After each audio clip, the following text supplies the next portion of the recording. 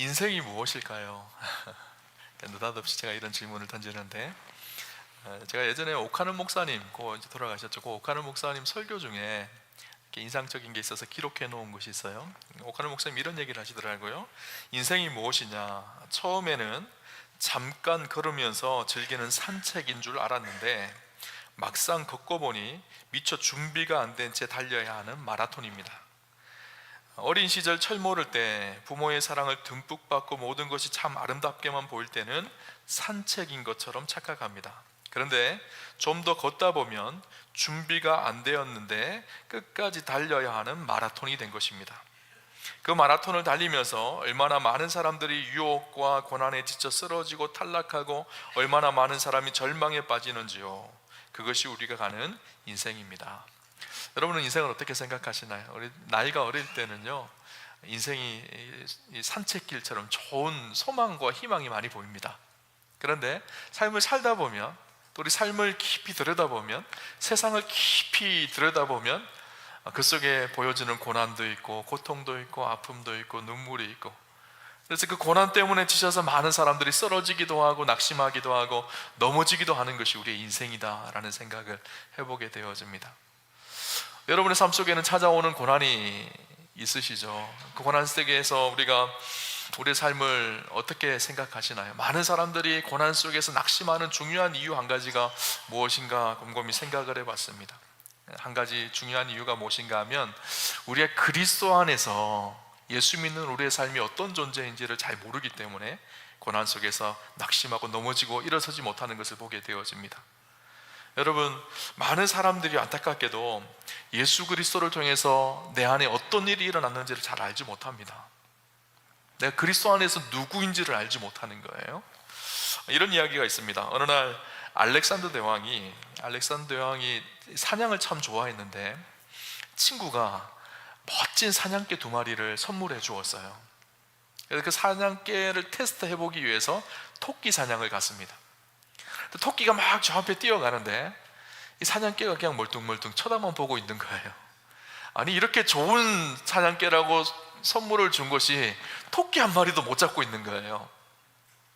그 다음에 한 번 또 기회가 되어져서 사슴 사냥을 갔습니다. 사슴 사냥을 가서 사슴은 잡겠지 하고 사슴이 저 앞에 뛰어가는데 이 사냥개들이 뒹굴뒹굴 하고 있는 거예요. 그래서 알렉산더 대왕이 화가 나서 자기가 가지고 있는 활로 이 사냥개를 쏴버렸어요. 그래서 사냥개 2마리가 다 죽었습니다. 한참 후에 그 두 마리의 사냥개를 선물한 친구를 만나게 되었습니다. 그래서 물었습니다. 아니, 토끼 한 마리, 사슴 한 마리도 못 잡는 그 사냥개가 무슨 탁월한 사냥개라고 내게 그런 선물을 줬냐고 그렇게 물었어요. 그러자 그 친구가 이렇게 얘기합니다. 대왕, 그 사냥개는 대왕을 위해서 특별히 훈련한 사냥개입니다. 그래서 그 사냥개는 사자와 호랑이를 잡을 때만 사용되어지도록 특별하게 훈련되어진 사냥개입니다. 그렇게 이야기를 했다는 거예요. 알렉산더 대왕이요, 그 사냥개의 가치를 몰랐던 거예요. 사자와 호랑이를 잡도록 특별히 훈련되어진 실력 있는 그런 사냥개였는데 존재의 가치를 몰랐던 것이죠. 이야기를 들으면서 그런 생각이 들었어요. 우리 그리스도인도 그렇지 않나라는 생각이 들어요. 그리스도 안에서 우리가 어떤 존재인지를 우리는 잘 모르고 신앙생활합니다. 하나님이 나와 함께 하신다라는 것은 말로만 들었는데 늘 우리는 일상 속에서 하나님 나와 함께 하시지 않는 것 같아, 이렇게 생각하며 신앙생활을 해요. 성경은 우리에게 뭐라고 이야기할까요? 에베소서 2장 10절에 보면 표준세 번역으로 이렇게 기록을 합니다. 우리는 하나님의 작품입니다. 선한 일을 하게 하시려고 하나님께서 그리스도 예수 안에서 우리를 만드셨습니다. 하나님께서 이렇게 미리 준비하신 것은 우리가 선한 일을 하며 살아가게 하시려는 것입니다. 하나님의 선한 일을 하기 위해서 우리를 한 사람 한 사람을 특별한 작품, 여기서 작품이라는 말이 포이에마라는 단어인데 걸작품, 이 예술가가 온 마음과 사랑과 정성을 다 쏟아서 만들어낸 이 작품, 우리 한 사람 한 사람이요, 그렇게 하나님의 특별한 사랑을 받는 특별한 존재라는 것을 성경은 우리에게 이야기하고 있어요. 우리는 그래서 잘 모르고 그냥 살아갑니다. 그러면 자기 인생의 가치가 뭔지 몰라요. 하나님이 나와 함께 하시고 나를 사랑하신다라는 것을 쉽게 생각하고 그냥 성경에만 나오는 이야기니까 그렇게 믿는다고 하지만 실제적으로는 잘 안 믿고 신앙생활해요. 그러니까 작은 어려움 앞에, 작은 낙담 앞에, 작은 고난 앞에서 금방 쓰러져서 다시 일어나지를 못하고 헤매이는 것이 우리의 삶일 때가 얼마나 많은지 모릅니다. 여러분, 하나님께서 우리와 함께 하십니다. 그 하나님께서요, 우리를 회복하시는 하나님이세요. 고난 속에서, 어려움 속에서 우리를 다시 일으켜 세우시는 하나님이세요. 오늘 성경의 말씀은 우리가 너무 잘 아는 말씀이에요. 에스겔 37장 마른 뼈들에 대한 환상에 대한 말씀이거든요. 오늘 본문을 우리가 좀 더 잘 이해하려면 본문의 배경을 좀 더 잘 알아야 합니다. 바벨론, 이스라엘, 남유다가 바벨론의 3번의 침공에 의해서 멸망을 당하는데, 에스겔은요, 그 중에 2번째 침공 때 바벨론의 포로로 끌려갔던 사람이 에스겔입니다. 당시 활동했던 예언자들이 3명이 있는데, 첫 번째는 우리가 잘 아는 예레미야입니다. 예레미야는 포로로 끌려갔을 때 여전히 남유다에 남아서 남유다에 남아있는 사람들을 대상으로 예언의 활동을 했던 사람이에요. 포로로 끌려갔던 사람이 대표적인 예언자 2명이 있죠. 에스겔과 다니엘입니다. 그 중에 에스겔은 포로로 끌려갔던 그곳에서 포로에 끌려왔던 이스라엘 백성들을 향해서 하나님의 말씀을 전하고 예언 활동을 했던 예언자이죠. 그런데 하나님께서 그 에스겔에게 환상을 보여주세요. 에스겔을 데리고 한 골짜기로 데리고 가십니다. 그곳에 가보니까 마른 뼈들이 질비한 거예요. 이 환상은 어떤 환상일까요? 사실 절망스러운 환상이거든요. 여러분, 뼈가 상징하는 것이 무엇일까요? 오늘 성경에 보면 뼈라는 단어가 13번이나 나옵니다. 이 뼈는 이스라엘의 현실을 보여주고 있는 거예요. 하나님 앞에 범죄하여서 결국 심판당하여서 멸망당하는 이스라엘의 현실이 지금 마른 뼈와 같다라는 거예요. 당시 북이스라엘은 BC 722년에 아수르라는 나라에 망하고, 남유다는 BC 586년에 바벨론에 완전히 망하게 되어집니다. 더 이상 소망이 없어진 거예요. 하나님을 사모하고 살아야 될 그들이 하나님을 떠나서 자기의 욕심과 욕망을 쫓아서 하나님 없는 인생을 살았던 그들의 비참한 말로가 보여지는 그 모습이 마른 뼈와 같은 상태라는 것을 보여주고 있는 것이죠. 마른 뼈의 환상은요, 이스라엘의 실상을 보여주는 모습이기도 했지만, 동시에 에스겔은 개인적으로 이 환상을 통해서 자기의 모습을 보고 있는 거예요. 에스겔의 상황이요, 그렇게 희망적이지 않았습니다. 에스겔의 이름의 뜻이 무엇인가 하면 하나님께서 힘있게 하시기를 이라는 뜻이 있어요. 에스겔의 부모님이 에스겔의 이름을 지어줄 때 에스겔이라고 정해줬는데, 그 이름이 하나님께서 힘있게 하시기를. 에스겔은요, 제사장 가문에서 태어났습니다. 제사장 가문에서 어렸을 때부터 부모님이 제사를 집례하는 제사장으로 살아가는 삶을 보았어요. 그리고 나이가 되어지면 에스겔도 곧 제사장이 되어서 이스라엘에게 제사장의 직무를 감당해야 될 사명이 있었던 사람이에요. 그래서 그의 꿈은 무엇이었을까요? 부모님이 내 이름을 정해줬던 것처럼 하나님께서 힘있게 하시기를 이라는 이름처럼 이스라엘을 하나님께서 다스리시는, 통치하시는, 하나님께서 힘있게 하는 나라로 세워가는 제사장적 사명을 감당하는 것이 에스겔의 꿈이었습니다. 에스겔의 비전이었죠. 그런데 에스겔이 그렇게 소망하던 제사장 직분이 되어지는 그 청년의 때에 나라가 망한 거예요. 더 이상 제사장으로서의 사명을 감당할 수 없게 되어진 거예요. 열심히 꿈을 위해서 살았는데, 그렇게 되기 위해서 열심히 준비하였는데 나라가 망하였으니까 더 이상 이제는 그 꿈을 이룰 수가 없죠. 자기는 바벨론의 포로로 끌려왔습니다. 바벨론의 포로로 끌려와서 생각하면서 그런 생각을 했을 거예요. 한 2-3년 있다가 빨리 회복되어져서 다시 이스라엘로 돌아가면 다시 예루살렘 성전에서 봉사하며 내가 제사장으로의 사명을 감당할 수 있겠다라는 생각을 했어요. 그런데 소문이 들렸습니다. 에스겔 33장 21절을 보니까 이렇게 기록합니다. 우리가 사로잡힌 지 12째 해 10째 달 5째 날에 예루살렘으로부터 도망하여 온 자가 내게 나와 말하기를 그 성이 함락되었다 하였는데, 예루살렘에서 도망 나온 사람이 바벨론에 누가 온 사람이 있었던가, 그 얘기를 들어보니까 지금 에스겔이 이곳에 포로로 끌려온 지 12년이 되어졌어요. 얘기가 들려지는 얘기가 예루살렘 성이 완전히 이제는 함락이 당했다는 거예요. 더 기가 차는 얘기는 무엇인가 하면, 그토록 자기가 사모하고 소망했던 예루살렘 성전이 BC 586년에 바벨론에 의해서 완전히 해파되어지고 부셔져 버립니다. 에스겔의 꿈이 무엇이었을까요? 성전에서 제사장으로 민족을 섬기고 이스라엘을 섬기는 것이 에스겔의 꿈이었거든요. 근데 그 성전이 다 부셔져 버린 거예요. 더 이상 자기가 섬길 수 있는, 자기가 해야 될 사명의 장소가 사라져 버린 거예요. 에스겔은 이제 무엇을 해야 될지, 어떻게 살아야 될지 소망이 없어진 상태가 되어진 것이죠. 그런 상황 속에서 비참한 이스라엘의 현실과 자신의 비참한 현실 속에서 하나님께서 에스겔을 탁 들어서 마른 뼈의 환상을 보여주시는 장면입니다. 그 에스겔에게 하나님께서 물으십니다. 마른 뼈들을 다 보여주시고 나서 37장 3절에 보면 이렇게 묻습니다. 내가 내게 이르시되 인자야, 이 뼈들이 능히 살 수 있겠느냐 하시기로 내가 대답하되 주 여호와여, 주께서 아시나이다. 하나님께서 물으셨어요. 이 뼈들이, 마른 뼈들이 살 수 있겠느냐? 여러분, 마른 뼈들이 살 수 있나요? 마른 뼈들이 막 뒹굴고 있는데 그 뼈들이 살 수 있을까요? 아니요, 마른 뼈들은 살 수 없어요. 지금 막 이렇게 갑자기 쓰러진 사람이라면 우리가 심폐소생술을 해서라도 살리겠죠.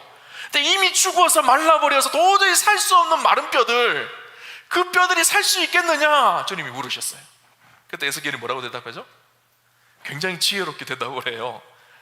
주께서 아십니다. 이렇게 대답을 합니다. 이게 무슨 말일까요? 아직 뭔가 좀 확신이 없는 거예요. 살 수 있습니다. 이렇게 대답은 못하겠고, 그렇다고 하나님께서 물으시니까 못 삽니다. 이렇게도 대답은 못하겠고, 그러니까 어중간하게 대답을 하는 거예요. 주님은 아시죠? 그렇게 묻는 대답하는 거예요. 마른 뼈들을 보니까 도저히 살 수 없을 것 같고, 또 하나님이 말씀하시니까 하나님은 살리실 수 있을 것 같고, 그 상황 속에서 주님은 아십니다. 이렇게 대답을 하고 있는 거예요. 성경에 보면 이런 대답이 몇 번 나옵니다. 신약에 보면 베드로가 예수님을 3번 부인하잖아요, 그죠? 그리고 예수님이 십자가에 죽으시고 부활하셨어요. 그럼에도 불구하고 베드로는 어떻게 하죠? 자기의 고향인 갈릴리로 돌아가서 물고기를 잡고 있습니다. 근데 예수님께서 베드로를 찾아오시죠. 그리고 베드로에게 묻습니다.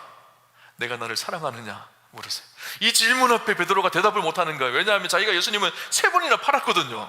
3번이나 부정했거든요. 근데 내가 주님 사랑합니다 라고 말하기는 힘들고, 그렇다고 주님 사랑하지 않습니다 이렇게 말하기도 힘들고, 그러니까 뭐라고 대답했을까요? 주님이 아십니다. 그렇게 대답한 거예요. 굉장히 좀 지혜로운 대답인 것 같아요, 그죠? 그런데 여러분, 우리가 주님이 찾아오셔서 살겠느냐라고 물으신 것, 그리고 베드로에게 내가 나를 사랑하느냐라고 물으신 것은 그 속에 어떤 의미가 있을까요?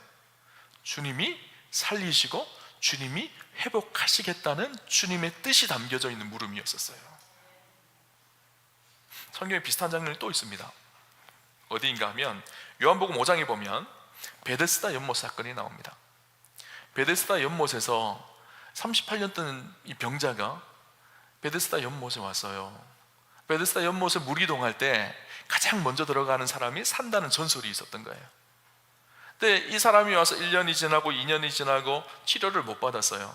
왜냐하면 가장 먼저 뛰어 들어갈 수 있는 사람이 어떤 사람일까요? 다리가 건강해야지 뛰어 들어갈 수 있잖아요. 이 사람은 걷지를 못하는 사람이에요. 그러니까 물이 동한다고 하더라도 뛰어 들어갈 수가 없었던 사람이거든요. 1년이 지나고 2년이 지나고 더 이상 살 소망이 없을 그때에 예수님께서 물으셨어요. 오셔서 내가 낫고자 하느냐라고 물었어요.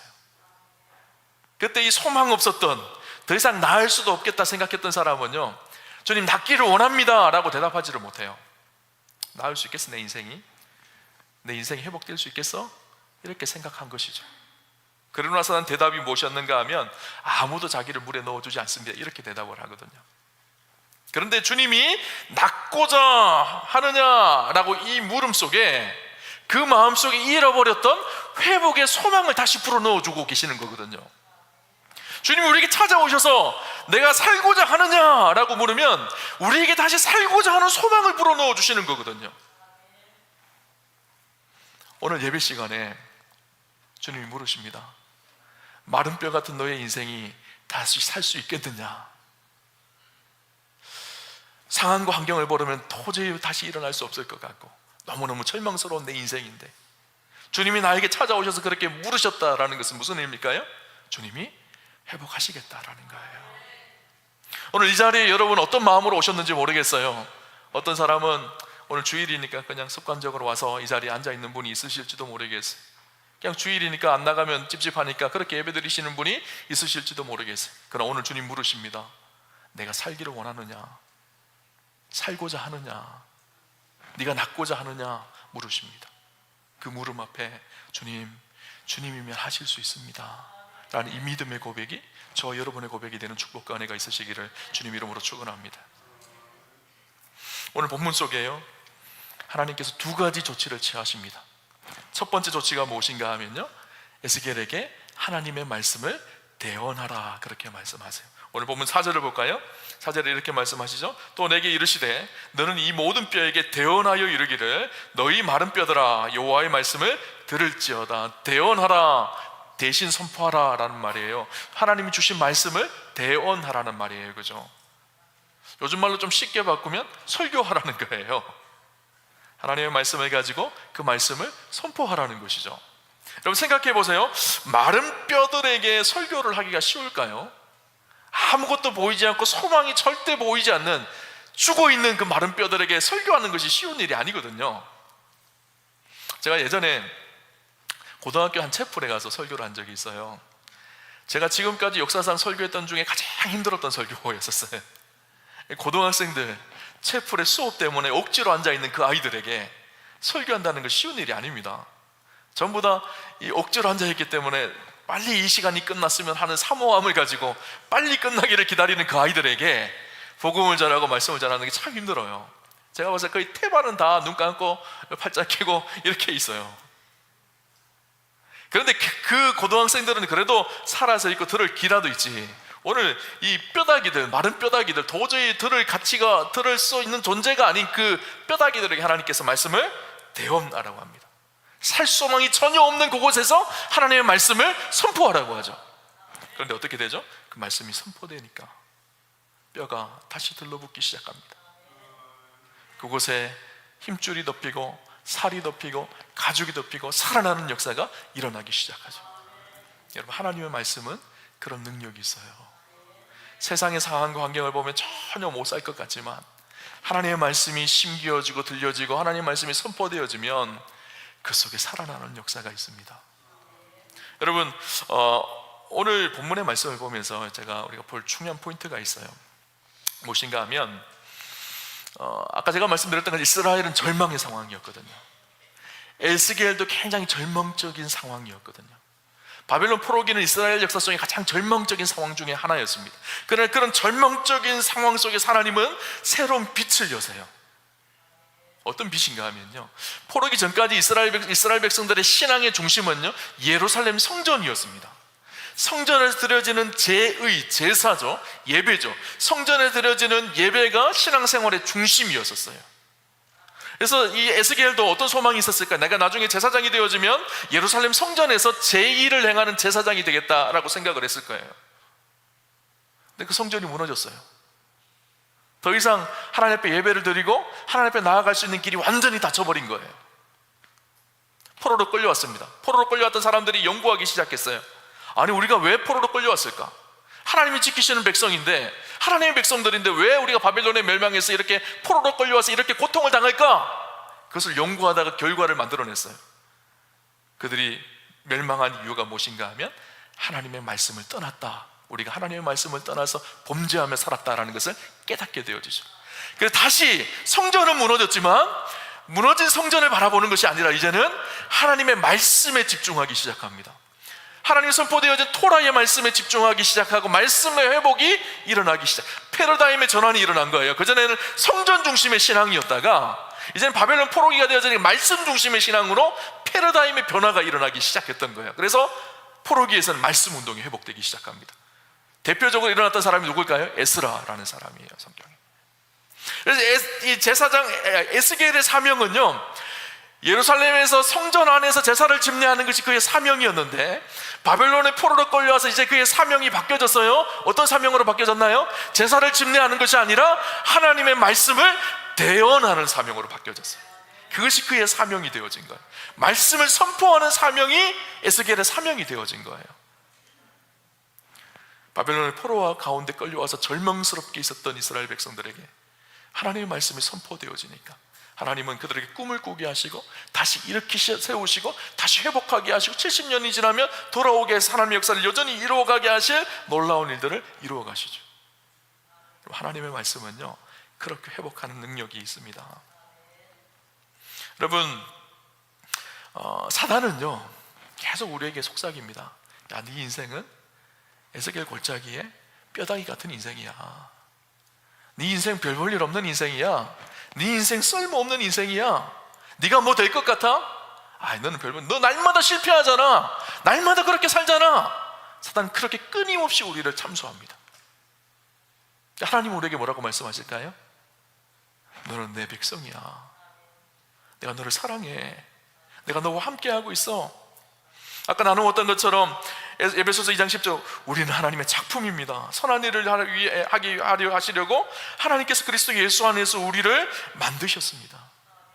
여러분, 그래서 우리가요, 절망이 찾아올 때, 환경이 마른 뼈들과 절비한 그런 절망 속에서 우리가 바라봐야 될 것이 무엇일까요? 하나님의 말씀이에요. 우리에게 선포해야 될 것이 무엇일까요? 하나님의 말씀을 대언해야 합니다. 그 대언의 1차 대상자는 누구일까요? 나 자신이에요. 절망 속에 있는 나 자신을 향해서, 소망 없는 것 같은 내 인생을 향해서, 너는 하나님의 작품이고 하나님 너를 사랑하시고 하나님 앞에 너는 특별한 존재야.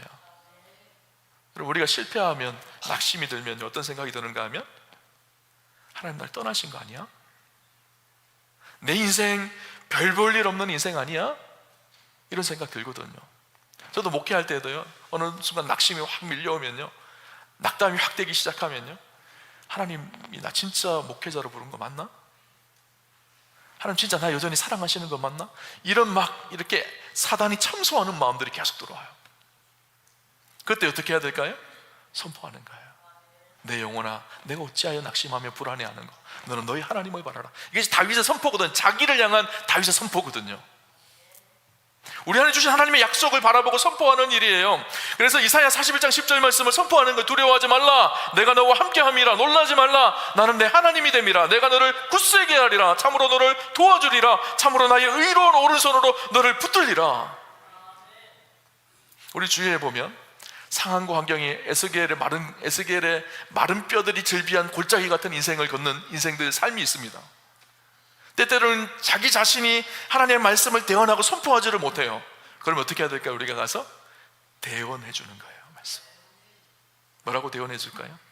이사야 41장 10절을 붙들고, 두려워하지 마, 하나님이 함께 하셔.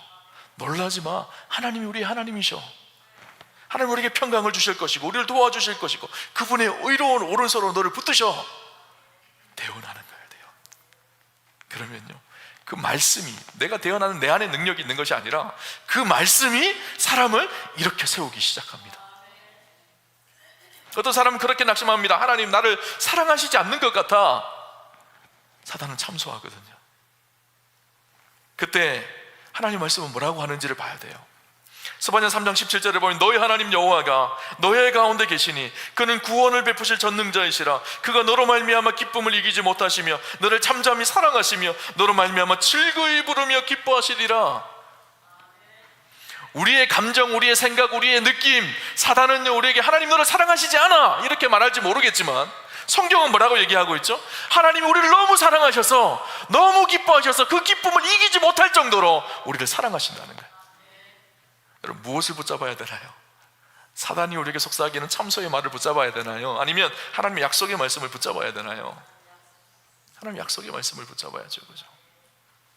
대언하는 거예요. 자기 자신에게 선포하고, 그렇게 낙심 속에 있는 사람에게 하나님의 말씀을, 하나님이 뭐라고 말씀하시는지를 대언하는 거예요. 말씀이 사람을 살려내는 거예요. 그죠? 또 한 가지 하나님이 조치를 하십니다. 어떤 조치를 하실까요? 오늘 본문에 보면요, 말씀을 대언하니까요, 뼈들이 붙고 그 위에 심줄이 생기고 살이 붙고 가죽이 덮어요. 사람의 모양이 되어졌어요. 근데 문제는 생명력이 없어야지. 오늘 뭐라 그러죠? 5절 6절을 볼까요? 5절 6절에 이렇게 기록합니다. 주 여호와께서 이 뼈들에게 이같이 말씀하시기를, 내가 생기를 너희에게 들어가게 하리니 너희가 살아나리라. 너희 위에 힘줄을 두고 살을 입히고 가죽으로 덮고 너희 속에 생기를 넣으리니 너희가 살아나리라. 또 내가 여호와인 줄 너희가 알리라 하셨다 하라. 힘줄이 붙고 살이 붙고 가죽이 덮고, 이게 하나님 창조의 과정을 재창조하시는 거예요. 죽었던 영혼을 다시 회복하고 살리는 재창조의 과정이 있습니다. 창조의 마지막 때 하나님이 하실 사람을 창조하시고 뭐 어떻게 하셨죠? 그 코에 생기를 불어넣으셨죠. 그것처럼 동일하게 하나님께서 어떻게 하시죠? 생기를 불어넣으시겠다는 거예요. 생명력을 다시 불어넣으시겠다는 거예요. 참 중요합니다. 사람이 모양만 다 갖춰져 있다고 사람이 아니에요. 그 속에 생명력이 있어야지 사람이에요. 교회도 마찬가지입니다. 아무리 좋은 건물을 가지고 많은 사람들이 모인다고 해서 교회가 아니에요. 그 속에 진짜 생명력이 있을 때 그 교회가 교회되는 거예요. 그죠? 10절에 보면 이렇게 얘기합니다. 이에 내가 그 명령대로 대언하였더니 생기가 그들에게 들어가며 그들이 곧 살아나서 일어나 서는데 극히 큰 군대더라. 하나님 말씀이 선포되어지고 그 속에 생기가 들어가기 시작하니까 다시 살아나서 일어나서 섰다라고 이야기합니다. 여기서 생기라는 말이요, 루아흐라는 단어거든요. 이 루아흐라는 단어는 성령, 하나님의 영이라는 단어이기도 하고 뭐 생명력이라는 단어이기도 합니다. 호흡이라는 단어이기도 해요. 근데 하나님의 영이라는 단어로 쓰여졌죠. 그래서 에스겔 2장 1절에 보면요, 2장 1절 2절에 보면요, 아주 의미 있는 오늘 본문의 말씀과 연결되어지는 주목해볼 말씀이 되어집니다. 2장 1절 2절에 보면 하나님께서 에스겔을 다시 절망 속에 있던 에스겔을 회복시키는 장면이 나와요. 그 속에 뭐라고 말씀하시는가 하면, 그가 내게 이르시되 인자야 내 발로 일어서라 내가 내게 말하리라 하시며, 그가 내게 말씀하실 때 그 영이 내게 임하사 나를 일으켜 내 발로 세우시기로 내가 그 말씀하신 자의 소리를 들으니. 절망 속에 있었던 에스겔, 낙심하고 있었던 에스겔, 그 에스겔에게 하나님께서 그 영이, 하나님의 영이 에스겔에게 임하게 되어집니다. 그렇게 되어지니까 어떻게 했다고요? 나를 일으켜 내 발로 세우셨다, 이렇게 말합니다. 절망 속에 일어날 수 없었던 에스겔에게 하나님의 영이 임하니까 에스겔이 서게 되어졌다라는 거예요. 근데 오늘 그 에스겔, 하나님의 영이 임하였던 그 에스겔이 에스겔 골짜기에 가서 마른 뼈들이 즐비한 그곳에 하나님의 말씀을 대언하고 생기야 불어와라. 그러니까 하나님의 영이 그곳에 임하니까 그 마른 뼈들이 일어나서 서게 되었다라고 이야기합니다. 하나님의 영으로 섰던 에스겔을 통해서 하나님은 마른 뼈들이 일어서게 만드는 역사를 일으키셨다라는 거예요.